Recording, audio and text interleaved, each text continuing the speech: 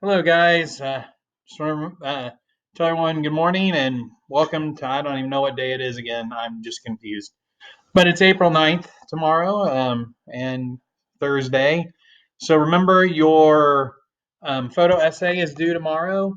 Guys, you have until the end of the day tomorrow. So when I do my Google Meet at my office hours are 9:15 to like 10:45, and then I usually get back on around 1 o'clock for a little bit to see if anyone has any questions later in the afternoon. If you're stuck on the photo essay or you need any questions, please click on the link I send you for Google Meet and go ahead and log in and ask me your question. All right. So the other thing for tomorrow is we're going to start our 1960s wrap up, the final project or the final thing for the 1960s. I'm going to share the rubric and everything with you. And then there will be an assignment on Thursday over the last of the movements of the 1960s. You'll pick one of them and answer the questions. I think there's 4 different movements, and you just have to pick one. But that'll be assigned to you next week on Tuesday. So for tomorrow, I want you to start looking at the project. What's going to be due tomorrow for your attendance check is the project sign up, right? So you will log in here and you will go ahead and tell me which movement will be the focus of your project, and then which presentation type you're going to do, and as an individual or a group. And if you do a group, then your group, you need to put everyone that's going to be in your group, no more than 3 members, and they have to be in your class, the same class. So you guys can do a group project over Skype or Skype, FaceTime, whatever, Google Hangouts, Google Meets, whatever you guys have, if you still want to do a group project. So this will be your attendance check tomorrow. So you have until 4 o'clock. And guys, if you decide after you start working that you don't like whatever you sent, you can change it. This is just getting you to start thinking about it. All right, so here's the rubric for your project. There were 8 major movements that either became popular, or reached their peak in the 1960s, and you can do any of these 8 movements that you want. So you're going to pick one of them. And then it says you will be doing this as if you lived in the 60s. Your piece must explain the history of the movement and some of the problems that existed for members of the group during the late 1960s. Tell your audience what needs to be done to improve America. All right, so there are lots of different choices on how you do this, and the project is completely up to you. You can write your own protest speech, and if you do the protest speech, just record yourself doing the speech, and you'll turn that in. And you will have to turn in a script, and that's all in the guidelines here. You can do a video or a blog, and then there's some websites that show you how to make movies or whatever. You can do a podcast. Once again, there's websites here on how to do a podcast. You can do an audio or video interview where you interview someone who participated in one of these movements. So if your grandparent or something was like involved in a anti-war protest, or they were pro the war in Vietnam, or they were in Vietnam as a soldier, you can interview them and audio or video, and you can use the same things for the video, the links to the blog, or the audio, the podcast, right? You can do your own lecture presentation using PowerPoint or Google Slides, or you can create a sophisticated poster graphic organizer. And here are some websites that you can use to do an online graphic organizer or poster. Okay, so what's the rubric? Here is the rubric. And you're looking at how can youth ignite change.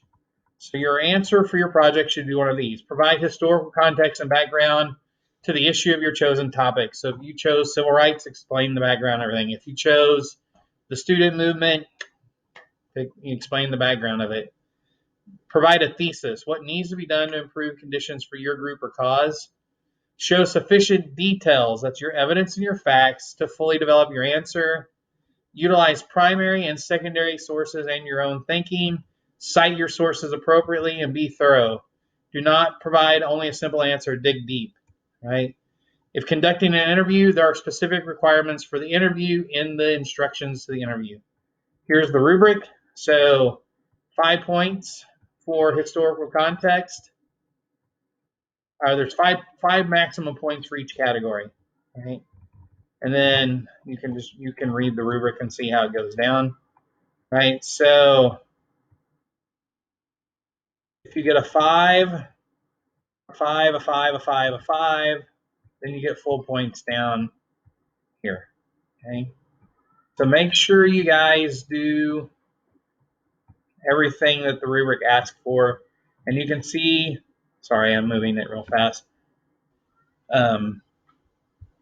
15, 15, 25, that's 55, 75, 85, 100. So this is a 100-point assignment. All right.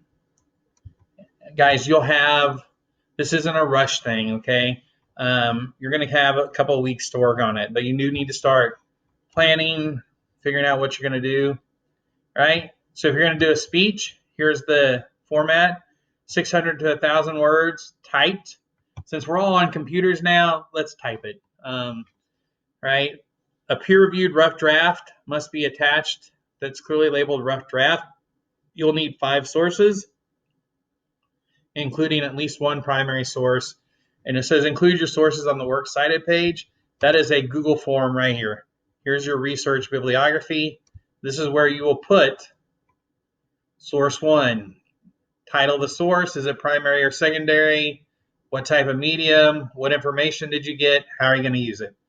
All right, so this is your bibliography. This is where you have to explain all your sources. Okay, this will be due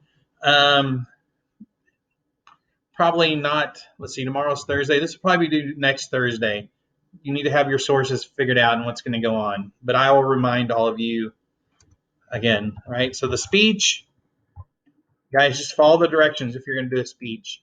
Remember, Wikipedia is not a source. Wiki Answers is not a source. Yahoo Answers is not a source. They need to be credible locations.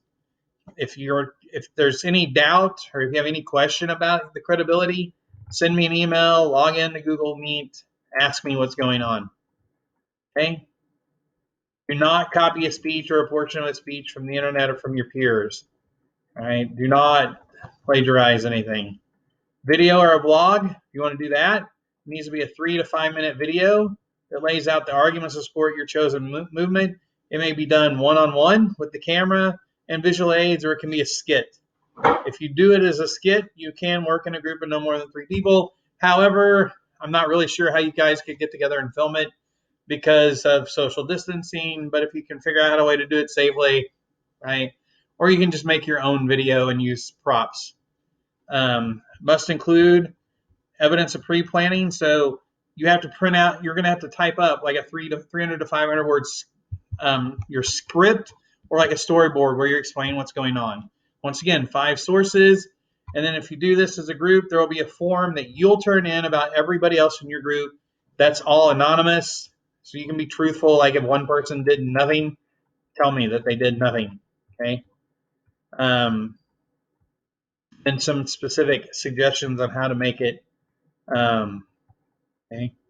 And the video, it says it can be humorous, but it still needs to be historically accurate. You can do a podcast. Once again, that's a 3 to 5 minute audio recording of you explaining it.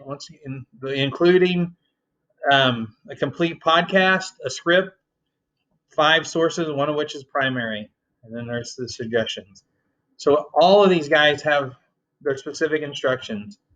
Interviews, the interview, if you interview someone from the 60s, 5 to 7 minute, you have to interview someone who actually participated in the movement, not just a casual observer of what happened. They had to have been involved. Okay.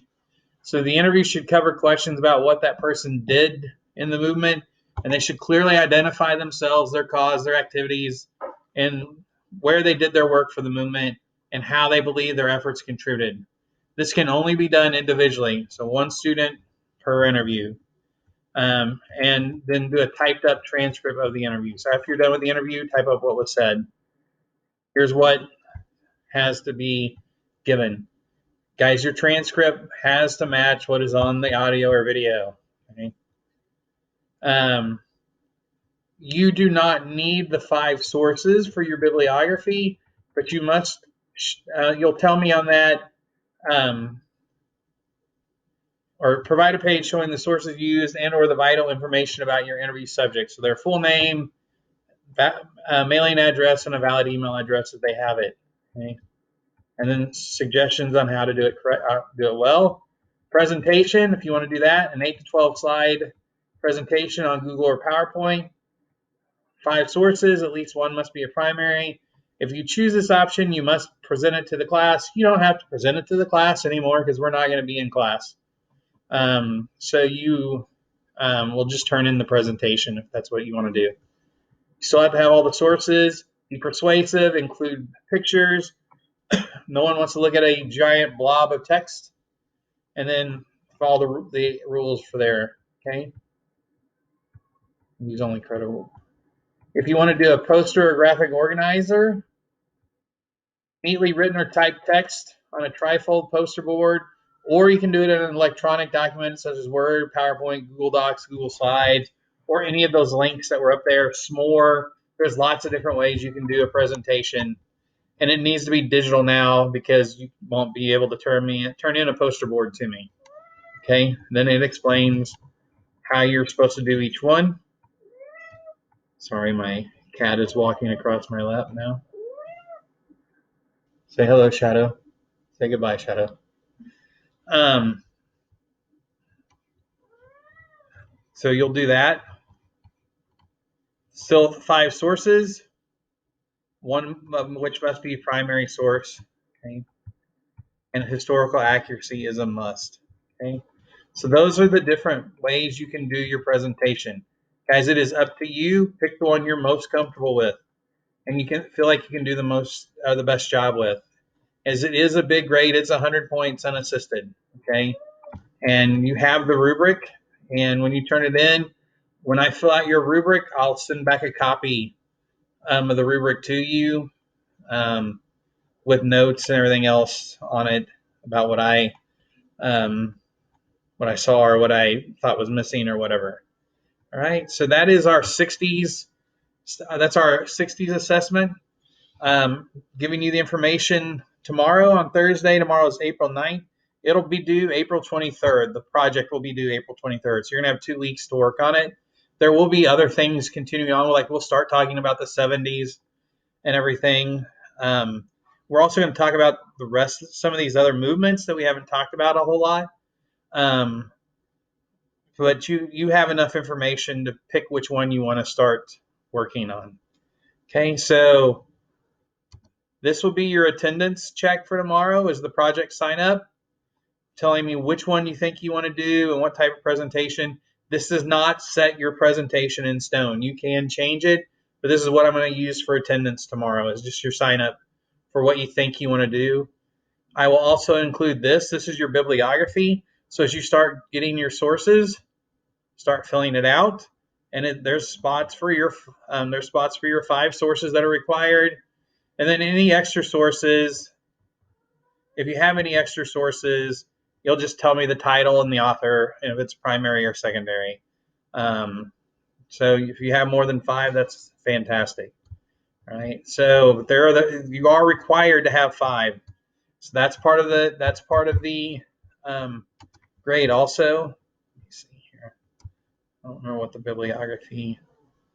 Yeah. So you have giving me all the sources is 15 points. It's 3 points per source. Oh no, it's 10 points total for the sources. So 2 points per source.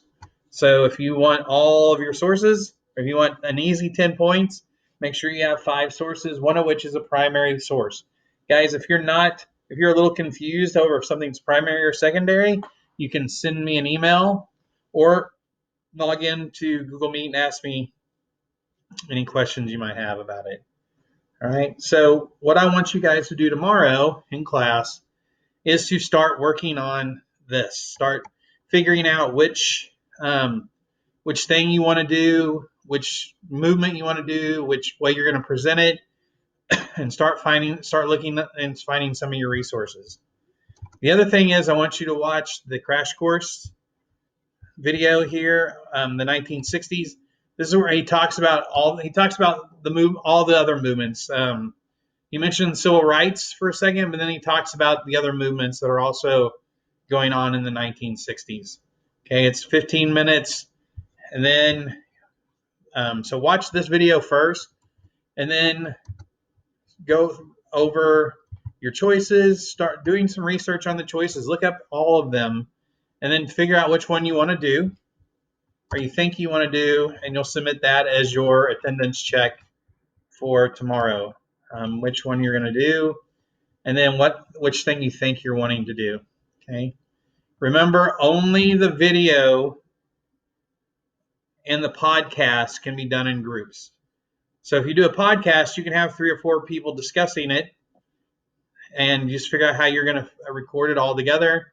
The video part, I think it would be hard to do as a group right now since you can't actually get together to film, unless someone figures how I can get the instructions where you could do like a Google Meet like this, and you will be talking to each other about your movement, and you could just record that and turn that in. That would work as a video.